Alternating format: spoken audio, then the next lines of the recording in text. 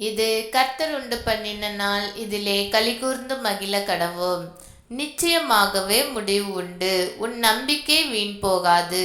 நீதிமொழிகள் 23:18. ஒரு சிறிய பைபிள் கதை கேட்போம். ரூத் ஒரு இளம் விதவை.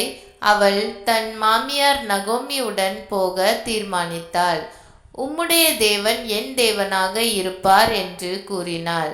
அவள் தன் தேசத்தையும் உறவுகளையும் விட்டுவிட்டு விசுவாசத்தோடு தேவனின் வழியில் நடந்தாள். அவள் வாழ்க்கை ஆதாரத்துக்காக போவாசின் வயலில் வேலை செய்தாள். தேவன் அவளது விசுவாசத்தையும் உழைப்பையும் பார்த்தார். போவாஸ் அவளை திருமணம் செய்தான். ரூத் ராஜா தாவீதின் பாட்டியும் மேலும் இயேசு கிறிஸ்துவின் வம்சத்தில் ஒருத்தியானாள். அவளுடைய நம்பிக்கை வீண் போகவில்லை. நாம் எல்லோரும் ஜெபிப்போம்.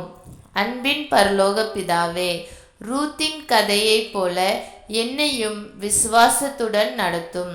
உம்மீது எனக்கு நம்பிக்கையை உண்டாக செய்யும். என் வாழ்க்கையில் உம்முடைய திட்டங்கள் நிறைவேறட்டும். நான் காத்திருக்கும் போதும் நீர் என் காரியத்தை நிறைவேற்றுவீர் என்பதை நம்புகிறேன். இயேசுவின் நாமத்தில் ஜெபிக்கிறேன். ஆமேன். இந்த நாள் இனிய நாளாக அமைய வாழ்த்துக்கள்.